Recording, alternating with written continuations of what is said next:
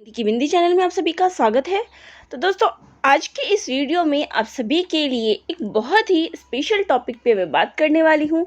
तो देखिए, अभी तक आप सभी को पता है कि EMRS PGT की वैकेंसी आप सभी के सामने आ चुकी है, लेकिन आज का वीडियो EMRS यानी कि एकलव्य स्कूल की जो वैकेंसी आई थी PGT उसके ऊपर नहीं है, बल्कि एक नई वैकेंसी के ऊपर है।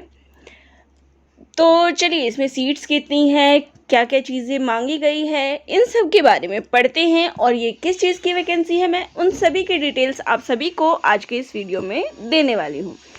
तो सबसे पहले मैं बात करूँ तो यहाँ पे आप देख सकते हैं ऑनलाइन फॉर्म जो है कब से कब तक है। एप्लीकेशन फॉर्म जो है लास्ट डेज इसकी 18/8/2023 है, ठीक है। और ये वैकेंसी है TGT की, जिसका फॉर्म है 1500 का। फ़ी जो है एग्ज़ामिनेशन एप्लीकेशन फ़ी वो 1500 है। और इसके अलावा दूसरी पोस्ट है वो है हॉस्टल वार्डन की, जिसकी फ़ीस 1000 है, ठीक है। और डेट ऑफ एग्ज़ामिनेशन की बात करें तो अभी नहीं तय किया गया है, लेकिन चांसेस हैं कि अक्टूबर-नवंबर तक हो जाए। अब समय की बात करें कि कितना समय इस परीक्षा के लिए है, तो देख सकते हैं कि 180 मिनट्स फॉर टीचिंग स्टाफ्स और 150 minutes for non teaching staffs. और सेंटर ऑफ एग्ज़ामिनेशन वो आपको उस पर मिल जाएगा। फॉर्म आपका ऑनलाइन भरा जाएगा। अब यहाँ पे एक फ़ायदा उन कैंडिडेट्स के लिए है, यानी कि ये जो फ़ीस है 1500 रुपये, ये जनरल कैटेगरी के लिए है और OBC कैटेगरी के लिए है। इसके अलावा अगर मैं बात करूँ, यहाँ पे आप देख सकते हैं कि SC ST और PWBD यानी कि जो अनुसूचित जाति जनजाति है उन सब के लिए नो फ़ी, यानी कि कोई भी फीस नहीं ली जाएगी।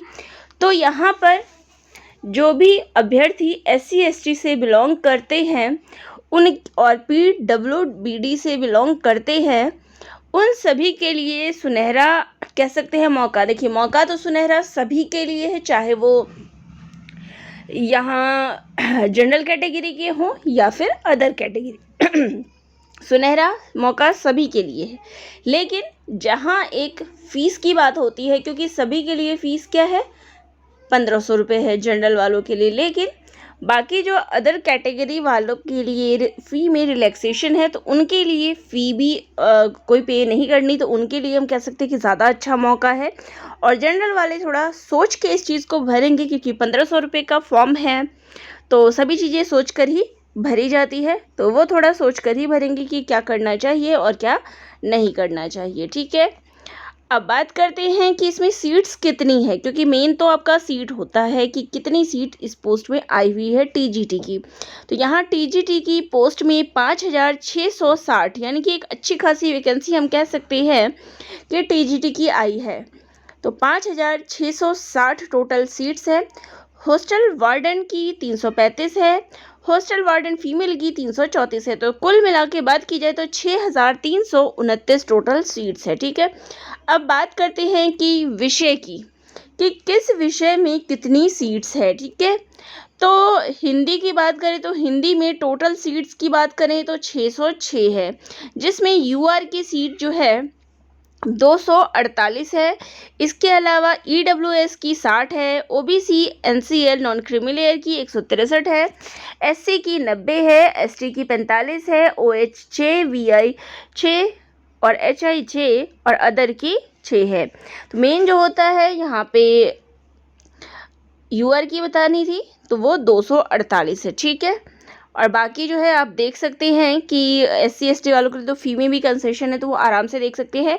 बाकी जो जनरल कैटेगरी है वो थोड़ा सोच के भरिएगा, क्योंकि उनके लिए सीट्स जो है 248 है और फीस भी 1500 रुपये है। तो आप थोड़ा सोच लीजिएगा, क्योंकि मैं देखिए दोनों ही तरीके, ये नहीं है कि मैं आपको भटका रही हूँ या कुछ, मैं दोनों ही तरीके, क्योंकि आजकल जो कंडीशन है एक मिडिल क्लास के लिए इतना पैसा खर्च करना भी पॉसिबल थोड़ा प्रॉब्लम क्रिएट करता है। तो सोच समझ के अच्छी तैयारी के साथ कि आप दे सकते हैं तो फॉर्म भरिएगा। चलिए, इंग्लिश के सीट्स की बात करें तो 671 है, जिसमें यूआर की सीट्स 273 है, मैथ्स की 686 है और यूआर की इसमें 280 है। सोशल स्टडी की बात करें तो 670 सीट है और साइंस की बात करें तो 678 सीट्स है। तो सबसे अधिक सीट जो है वो साइंस के लिए आई है। तो टोटल यहाँ पे 3311 सीट्स है और यही 5 विषय में आई है। इसके अलावा अगर बात करें अब थर्ड लैंग्वेज की, तो उसमें देखिए बंगाली, गुजराती, कन्नड़, मलयालम, मणिपुरी, मराठी, उड़िया, तेलुगु, उर्दू, मिज़ो, संस्कृत और संथाली, ये आपके थर्ड लैंग्वेज में है। तो किसी ने इसको कर रखा है तो वो भी टीजीटी के लिए अप्लाई कर सकता है, ठीक है। इसके अलावा जो टीजीटी की और विषय हैं वो है music, art, PET male, PET female और लाइब्रेरियन। तो ये सारे इसके विषय हैं। अब आगे अब देख लेते हैं डिटेल। तो यहाँ पे फ़ी की बात करें तो यहाँ पे देख सकते हैं फ़ी में आप देख सकते हैं कि English, Hindi, mathematics, science, social study और थर्ड लैंग्वेज और लाइब्रेरियन को मिला के उनको मिलने वाले हैं 44,000 से 900 से लेके 1 लाख तक। चलिए, फ़ी की बात तो बाद में आती है, पहले आपके सिलेक्शन की बात आ जाती है। सिलेक्शन हो गया तो फीस तो हो जाएगा। अब मोड ऑफ एग्ज़ाम की परीक्षा जो है कैसे लिया जाएगा, तो परीक्षा जो है OMR बेस्ड यानी कि ऑफलाइन जो है पेन पेपर मोड यानी कि ऑफलाइन इसकी परीक्षा ली जाएगी और ये MCQ होगा, ठीक है। अब इसमें देखिए medium of examination will be both. कई लोग ये पूछते हैं कि परीक्षा जो है हमारी हिंदी में होगी कि इंग्लिश में होगी, कई बार प्रश्न आ जाता है। तो यहाँ आप देख सकते हैं कि medium of examination will be both English and Hindi, यानी कि दोनों ही भाषाओं में आपकी परीक्षा होगी। अब यहाँ पे भी वही चीज़ है जो आपने पीजीटी में पढ़ा था, तो ये मैं आगे कहूँगी। अब एग्ज़ाम का पैटर्न क्या है, तो टीजीटी का ऑब्जेक्टिव टाइप होगा 120 नंबर का। इसके अलावा लैंग्वेज से प्रश्न आएंगे 30 मार्क्स के। तो टोटल जो है आपका 150 मार्क्स का ये पेपर होगा, ठीक है। यहाँ पे डिटेल सिलेबस आप देख सकते हैं। तो यहाँ पे जो आपका सिलेबस है वो कुछ इस प्रकार है कि जनरल अवेयरनेस के 10 क्वेश्चन आएंगे, रीजनिंग के 10 क्वेश्चन होंगे, नॉलेज ऑफ आईसीटी इस यानी कि जो आपका कंप्यूटर बेस्ड होगा वो भी 10 नंबर का, टीचिंग एप्टीट्यूड यानी शिक्षण अभिक्षमता उससे भी 10 क्वेश्चन आएंगे। इसके अलावा पार्ट 5 की बात करें तो डोमेन नॉलेज, अब इसमें आपको सब्जेक्ट स्पेसिफिक सिलेबस यानी कि जो भी सब्जेक्ट आपने पढ़ा हुआ है टीजीटी में, जिस भी सब्जेक्ट से आप अप्लाई कर रहे हैं उस सब्जेक्ट से आपके 80 प्रश्न, यहाँ 80 तो टोटल है, 65 प्रश्न जो है यहाँ पूछे जाएंगे। यहाँ पे 65 देख सकते हैं। तो 65 प्रश्न आपके इस पर आधारित होंगे। और इसके अलावा देखिए experimental activity based pedagogy and case study based question, यानी कि यहाँ पे केस स्टडी होगा, उससे संबंधित कोई भी केस होगा उससे संबंधित प्रश्न और पेडागोजी से प्रश्न जो है आपका पूछा जाएगा, ठीक है। इसके अलावा NEP जो नेशनल एजुकेशन पॉलिसी 2020 है उस पर आधारित प्रश्न होगा। डी पार्ट देख सकते हैं कि Khelo India, fit India and other similar programs of government of India for PET only. तो ये आप सभी के लिए नहीं है, जो पेट का जिन्होंने अप्लाई किया होगा उनके लिए होगा। तो आपके लिए ABC ये 3 पार्ट होंगे।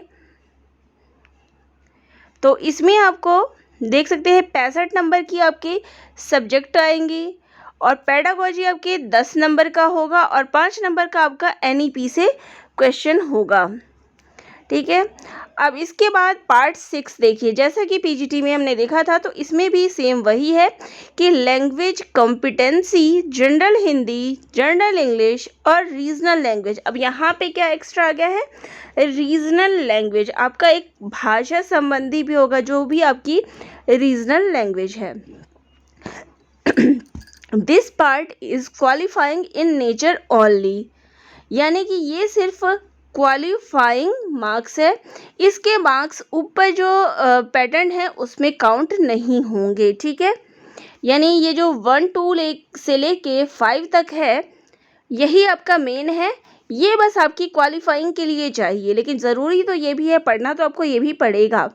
अब क्वेश्चन जो आता है इसके बाद, कई लोग पूछते हैं कि क्या हम केवल हिंदी में मार्क्स ले आए, जैसे कि अब ये 30 मार्क्स का है तो यहाँ पे तो आपका 30 लिखा हुआ है, और जो पीजीटी का था उसमें आपका 10 + 10 ऐसे करके लिखा हुआ था, 10 मार्क्स ईच सब्जेक्ट, और आपको ईच लैंग्वेज में 40 मार्क्स जो है लाना है। यानी कि प्रत्येक भाषा, प्रत्येक लैंग्वेज में यहाँ जो भाषाएं दी गई है कि जनरल हिंदी, जनरल इंग्लिश और रीजनल लैंग्वेज, इन तीनों में आपको 10-10 नंबर के प्रश्न पूछे जाएंगे, और उन तीनों में यहाँ पे ईच का मतलब होता है प्रत्येक, तो प्रत्येक में आपको 40% मार्क्स, यानी कि अगर बात की जाए कि 10 का 40%, तो आगे आपके 4, यानी कि 10 में से आपको 4 नंबर लाने ही हैं। चाहे आप इंग्लिश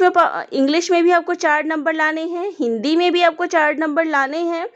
इसके अलावा जो रीजनल लैंग्वेज होगा उसमें भी आपको 4 नंबर यहाँ लाने हैं।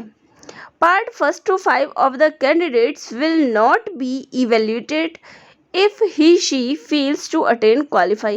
तो अगर आप 6 में पास नहीं होंगे तो आपको के जो मार्क्स है वो 1 to 5 की काउंट नहीं किए जाएंगे। ठीक है, पेपर आपका 3 घंटे का होगा, ये कंफर्म हो बता दिया मैंने।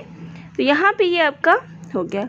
अब यहाँ पे रीजनल लैंग्वेज में सब्जेक्ट जो है वो यहाँ पे दी गए हैं, वो आप देख लीजिएगा। जो भी आपको रीजनल लैंग्वेज यहाँ भरना हो भर सकते हैं। हाँ, यहाँ हिंदी वालों को थोड़ा सा फ़ायदा हो जाएगा, क्योंकि रीजनल लैंग्वेज में भी आप हिंदी भरेंगे और जनरल हिंदी भी रहेगी, तो 8 मार्क्स तो आपके यहाँ से आराम से आ जाएंगे। ठीक है, चलिए अब आगे जो है यहाँ पे ये वार्डन का है। चलिए मैं यहाँ पे इनका सिलेबस तो नहीं बताती क्योंकि मेरे पास हिंदी के है। अब बात करते हैं कि इसमें नेगेटिव मार्किंग है कि नहीं है। तो 1 मार्क आपको करेक्ट आंसर के लिए मिलेंगे, वहीं पे 0.25 यानी कि 1/4 की नेगेटिव मार्किंग है। तो यहाँ पे नेगेटिव मार्किंग है, ये इंपॉर्टेंट चीज़ हो गई। मल्टीपल चॉइस क्वेश्चंस होंगे। चलिए यहाँ तक आपका ये सारी जानकारी थी।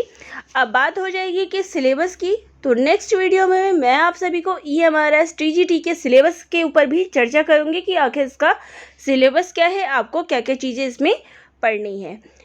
और वीडियो अगर ये वाली अच्छी लगी हो तो चैनल को लाइक, शेयर और सब्सक्राइब ज़रूर कर दीजिएगा। धन्यवाद।